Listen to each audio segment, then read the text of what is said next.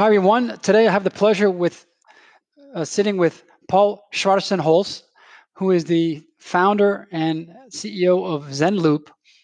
Paul is a co-founder and, managing director of Zenloop, which is an integrated experience management platform. The SaaS solution was founded in 2016 by Paul and his co-founders Bjorn and Lukas, based in Berlin, now with 70 employees. After graduating in business administration from HHL Leipzig Graduate School of Management, Paul started his professional career in management consulting at Bain and Company.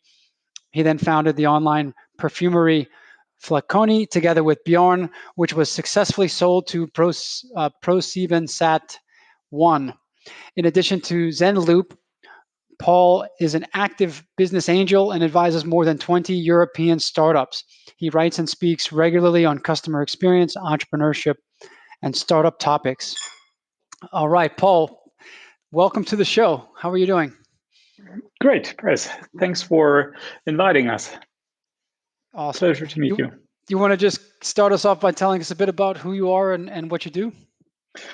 Yeah, I mean, majority of what I've done in the last years, you've already said. So, it's a short story in the end. So, we have founded, and with we, I mean, like my co-founder Björn, myself, and now with the new one, Lukas, as well. Like we founded two companies.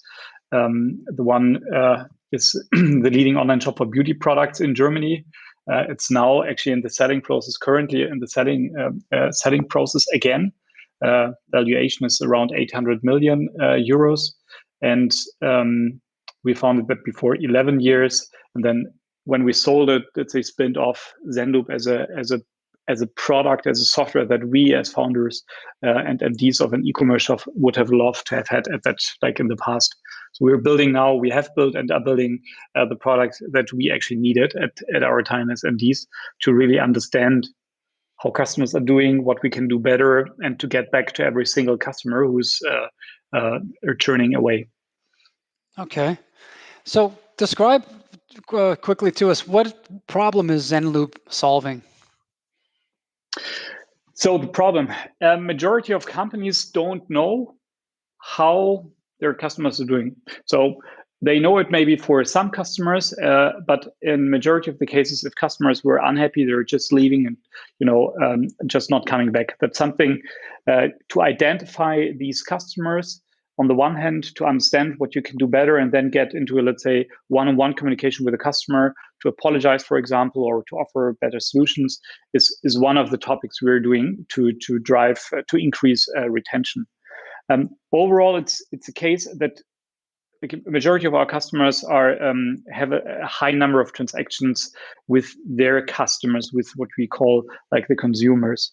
That means e-commerce shops have thousands of orders every day. I don't know if we talk about a B2B software, which is used by thousands of users every day. Like you have a lot of transactions with your users, and in many of these transactions, something can go wrong. So to understand how well you're doing at every single touch point in the customer journey, plus to understand what you can do with every single, let's say, feedback you get from customers, that is what is core of our product.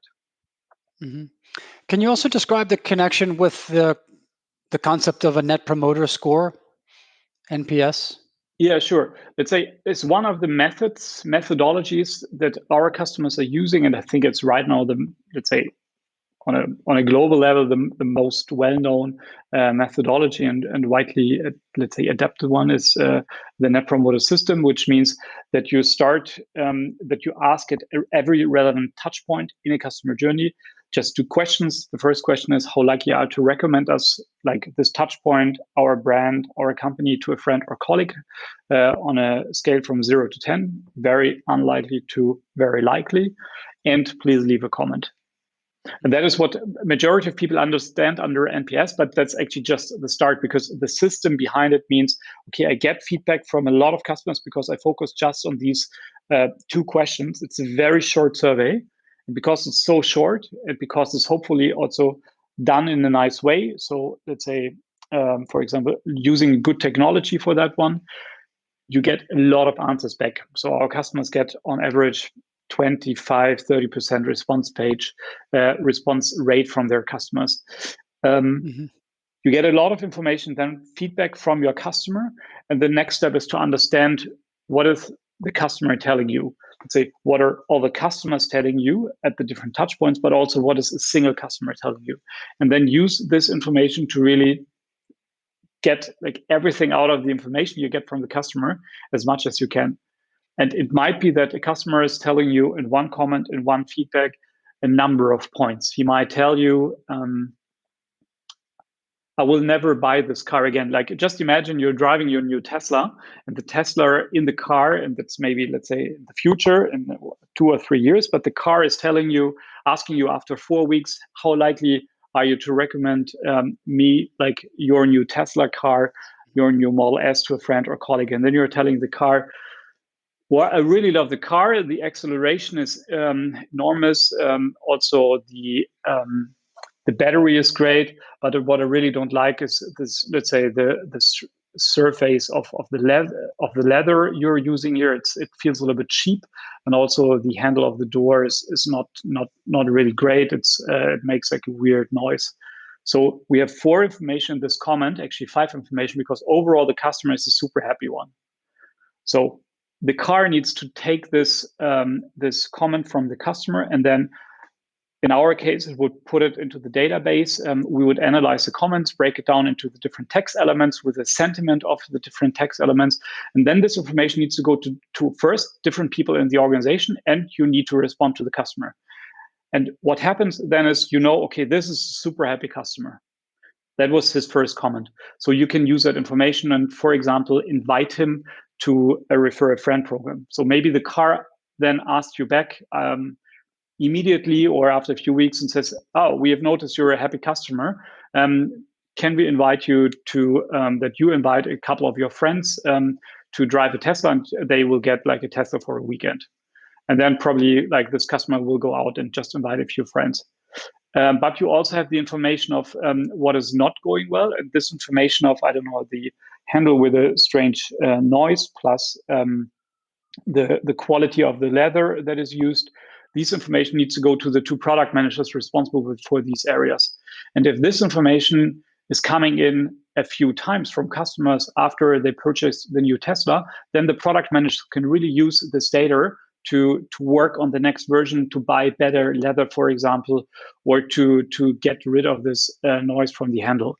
And let's say the end game is then if you then tell your customer when the noise from the handle is fixed, that the car is then getting back to the customer maybe 3 months later and tells the customer, hey John, thanks for your feedback regarding the handle. Let's say our product managers have improved it, and the new Model S will be without the noise. And thank you in the name of 10,000 of new Tesla buyers who will benefit from it, and of course for you. And that's the idea, to say you get feedback from customers, you really understand it, and then you do as many things as possible to improve the product or service, and also make the customer happy by just getting back to him and treat him as a human. Mm-hmm. Got it.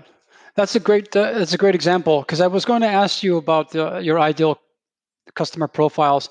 I assume e-commerce, large e-commerce especially, is a great fit. But outside of e-commerce, what other types of use cases or industries or customer personas do you think make a great match for Zenloop?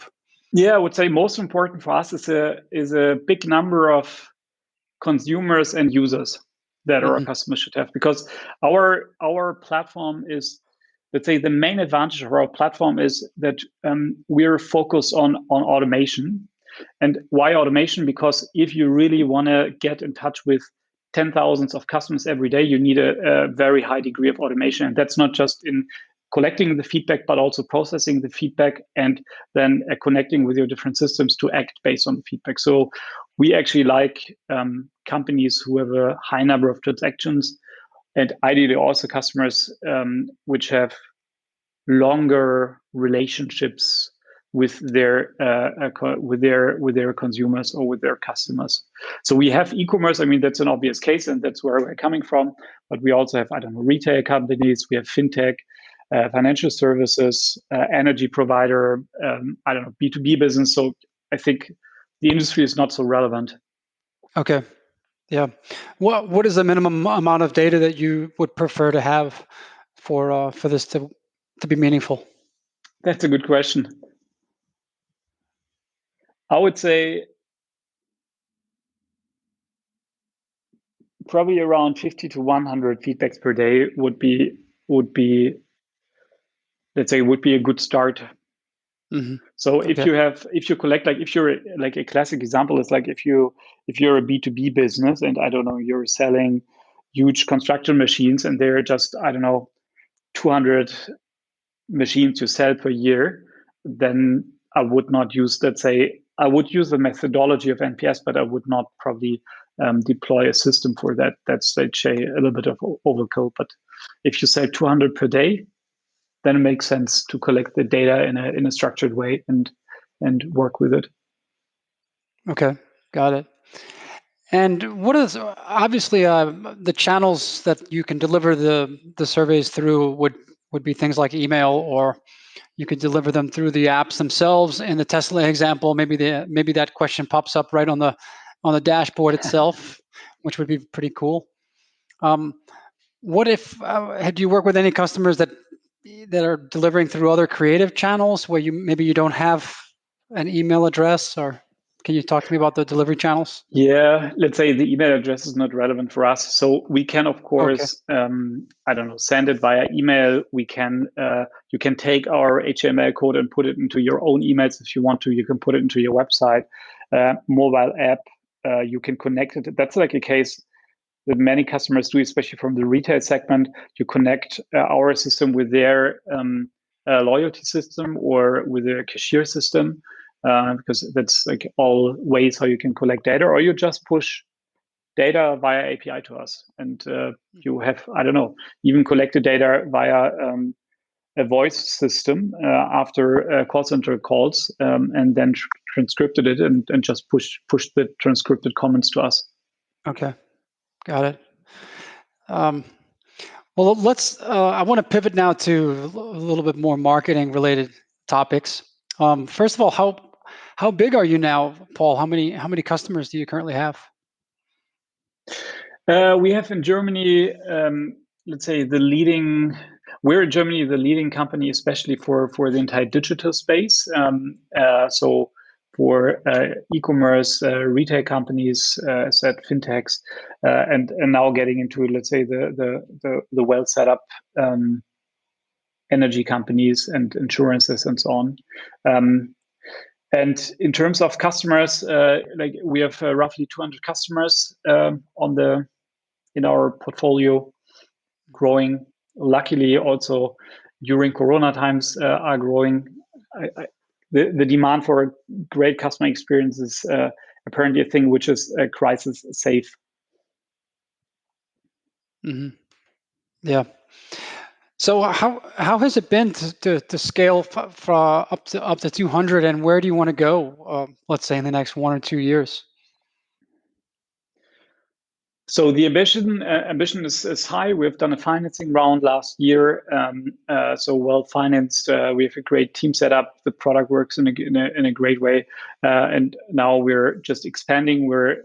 We have roughly 20-30% of the revenues are coming from outside of the German market already, and that's, let's say, the next big segment we're getting into, the international market. Our product and the team is from the start, from day one, actually, it's an international team, and the product is also actually it's let's say English first, with German as a second language, and then we have the option to offer more than 100 languages in the surveying scope plus the analytics. Mm-hmm. So approximately how many surveys are you processing, let's say on a daily, weekly, or monthly basis for these 200 customers? Okay, in terms of surveys, it's a few thousand surveys that our customers have set up. And in terms of number of answers, it's roughly 1 million per month, and kind of growing every month, like 10-20%. Mm-hmm. Excellent. Um, So I'm looking through your website and I see you've made a big investment in content marketing because I see white papers, case studies. There's an academy. There's various different what we would call pillar pages, like customer experience, retention. Can you talk to me a little bit about your overall content strategy and Mhm. what's worked for you there? Sure. It's indeed a good question. So that's something we're, let's say, challenging us on an almost continuous basis to see how much do we need to do and want to do there. And we think there, let's say, depending on the business model you have, the you can just focus on the, let's say, software product itself, or you need to build something like a content ecosystem around it. And we believe in our space, let's say the entire space of experience management is a rather new space. And there's a lot you can learn from, for example, you as a company, you can learn from others, how they have done it, what are the best practices. So there's a lot of actually education needed. And that is what we're focusing on. And we're putting a tremendous effort into making sure that our customers can not just use our technology, but also know how to use it. And the how is something we train, of course, in with our success team and in a lot of, let's say, one-on-one chats we have with our customers, but also where we just want to spread the message. And maybe not everybody needs like a full-fledged system for it, but still companies want to know how they can improve the customer experience. And that's why we have all this content out. And the pillars are, because you asked for it, let's say we have the content team who are, as you said, are producing white papers, case studies together with customers, best practice, let's say, articles. We have also a video pillar of that one. And then we have different channels where this is, let's say, distributed with our communication team, the social channels, in PR work, in studies we're doing. Plus, we have a strong event and partner team. In Germany, we've set up a partner event system, which we, let's say, put under its own brand. It's called the CX1 Alliance. That is a system where we have a lot of partners from our ecosystem who are who share, let's say, the same customers. And for the customers, we have created a system of events, conferences, webinars, different types of actually activities we do for our customers, where they can learn and educate themselves. And let's say in the physical world, they were able to connect and network with peers from other companies, but with the same functional interest. And that works quite well. Mm-hmm. It looks like the whole effort of all these content marketing efforts seem to be paying off, because according to Ahrefs, which might not be perfectly accurate, but I can see organic traffic, especially even in the last 30 or so days, it looks like it's risen by more than 50%, so above 3,000 visits from SEO-driven organic visits per month. So it seems like all these efforts are in fact working. Is this something that you measure on a regular basis, or your marketing team measures the growth in organic? Yeah, I can tell you. Like my co-founder Björn, he was responsible for like marketing and a big part of that SEO at our first company. And I mean, in e-commerce, in B2C businesses, this is even like much more important compared to B2B business, I would say. We had a big SEO team there, and at Flaconi, we managed to get the number one on all relevant Chanel perfume keywords, for example, after 3 years, because we put a lot of effort into it. And I think that's a combination of, let's say, great content, but also, let's say, just like on-site SEO. Like you need to structure the website in a way that Google can easily read it and let's say digest the content. If this goes hand in hand, and you have great content, then you can rank quite well. And I mean, this is now the start, and we have a clear goal to get the number one here in Germany and in the international markets for the relevant keywords. What would be one of these trophy keywords That if you could rank number one for, what would that Customer loyalty, for example, be? NPS, Net Promoter System, I would say, Yeah. customer experience. Yeah. I'm looking to see if Customer I can screen retention. share. Looks like I can't screen share here with you in Squadcast. Would like to, but I guess I'll just tell you what I'm seeing. I'm looking at keyword research around NPS. So the term itself in the US has, no, this is actually worldwide. No, sorry, US, 50, almost 60,000 searches per month. And when you broaden that to include this basically phrase match, terms that include NPS, that goes up to about 215,000 searches per month. Customer, B2B customer, who is just getting back to every single customer who provided the feedback, and let even the call center call them and let them tell, let's say, say thank you for the feedback. And the interesting outcome of that one is that the customers feel like really, let's say, that their feedback is appreciated, and their order value afterwards increases by 15%. So even the happy ones are then just spending more because the loyalty to the brand is increasing, because the brand got back to them. So, and that is, all of that is going into customer lifetime value. Mm-hmm. So you have actual statistics that show that a happier customer who has just engaged with the survey and given good feedback will spend on average 15% more on their next purchase? No, like in that example, it means that the company got back to the customer after the customer provided feedback. So the customer says, "I love you," and then the company says, "Yes, we love you too. Thanks for your feedback." Okay. And then the customer is saying, "Okay, this is so great that they just told me that they love my feedback," and then the customer is buying more. I mean, it's a very simplified example, but I think this is part of deepening the relationship with your customer, and then people start to spend more.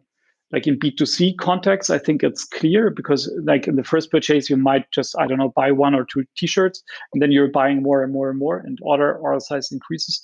But the same holds true for, I don't know, B2B service packages, where customers are just buying more because they're very happy and feel, let's say, appreciated. Mm-hmm. So, Paul, just to jump back on the marketing side, I'm looking at the pricing page, and I'm trying to visualize a typical customer journey.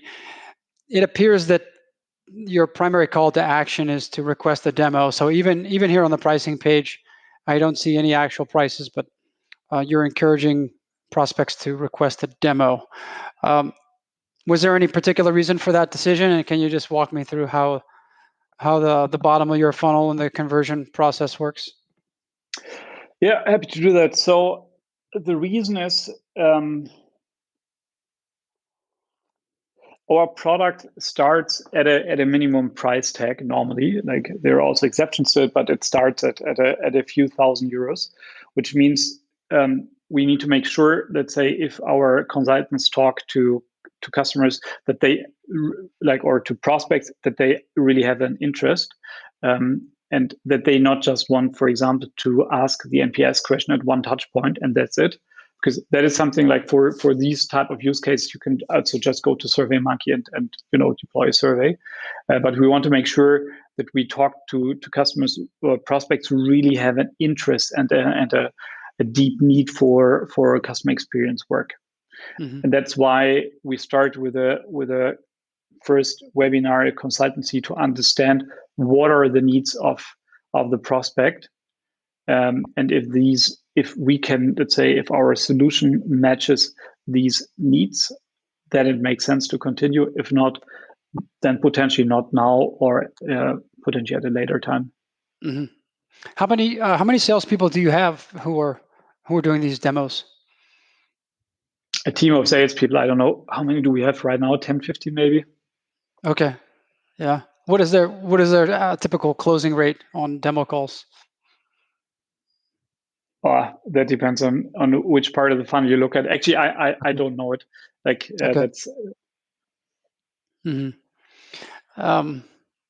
So is there typically a long journey that someone would go through in order to really be in market, or let's say a sales someone who's really ready to purchase? Do they need a certain amount of nurturing beforehand?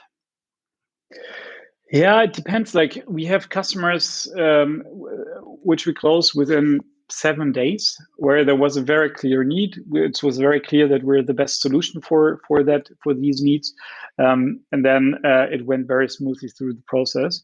And then we had customers. I don't know. We closed, for example, end of last year, the Zur Rose Group, which is Doc Morris, so the biggest online pharmacy in Europe. There, I would say it took roughly 4 years. So when we, from the moment when we started, we always kept in touch because we knew they're, let's say, doing a great job on the NPS, Net Promoter System. And it took just a few years until our product was at the right stage that we met all the requirements that they had. So high level of automation, the different languages that they have, the different technologies that they're using for collecting surveys, and so on and so on. And I think that's going back to the, let's say, attribution. We kept in touch via multiple touch points, dinner events, conferences, calls, webinars, content we provided. And I would say, I don't know how many touch points we had with them. I think like 4 years shouldn't be the standard. I mean, that is also related to the product has been built at that time. I assume like if we meet them today, it would probably take. They're quite fast, so rather like 3 months, maybe 4 months until they close. Got it. And I'm curious also to know if Zenloop could be useful for marketing and sales teams who are prospecting and selling. Do you have any use cases where there are sales teams and marketing teams using it? Yeah, we have it. I think it's like the use case is there if you have a, let's say, rather high number of transactions with customers. So, for example, we have there is one customer who has a sales team. It's something like lead generation for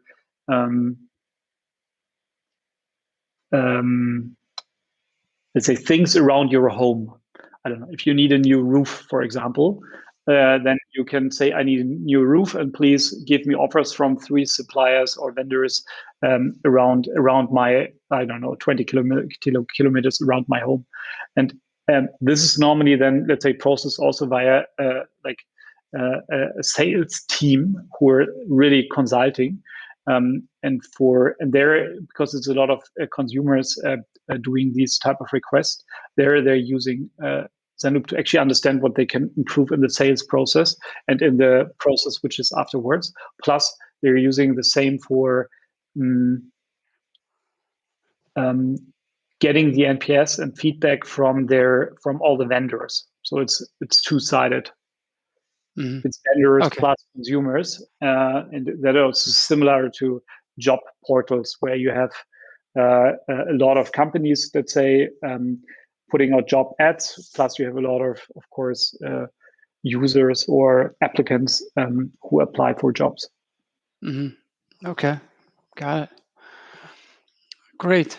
Well, is there any other marketing channels or any other marketing strategies that, other than, I think you all seem to be doing a great job with SEO and content marketing.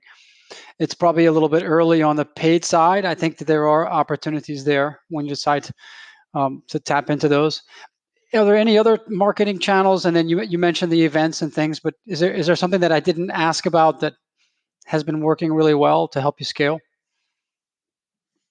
I think for us, what really worked well were conferences in the past, and now doing our own conference, or not just conference. Now we have actually set up let's say a series of conferences around certain industry specific topics. So we have created the first CX conference for the energy sector with speakers just from the energy sector, which was great for the speakers because it was content just very, let's say, very focused on their needs. And for us, it was great because we had exactly the right people there at the conference as participants.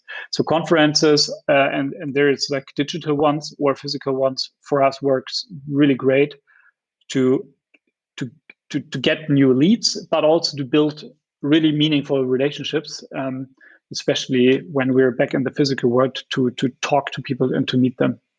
Mm-hmm. So in this past year, have these conferences been all just online conferences? Yes, like we moved all conference into the digital world, which also has some benefits. Yeah, because I mean, you could get attendees from all over the world, and Exactly, the content is logistically, it's a lot easier. easier. Mm-hmm. Yeah, people don't need to travel. I mean, that's a big advantage of people who kind of maybe are interested just in two of the, I don't know, at the last conference, we had like the energy one, we had 15 different speakers. Maybe you were just interested in two of the content slots. So why travel for these two content slots to Berlin? It's much easier to just register online and watch it. Yeah. Well, when the world gets back to normal, are you going to get back into physical events like you were before? That's such a tough question. So we're right now investigating if it makes sense or not. Like if the so there's let's say I think there is one element which is really hard to measure, and that is the quality of the relationship you can build. We think that it's higher in the, let's say, if you have physical events, and it's also, let's say, it's just more fun. But on the other hand, it's also more expensive and much more, let's say, it's tougher to organize. So let's see. I'm quite sure we're getting back to physical events as well. Yeah, because also not from a commercial aspect, but from a, let's say, fun aspect, it's just nicer to talk to people, like have a lifestyle. dinner.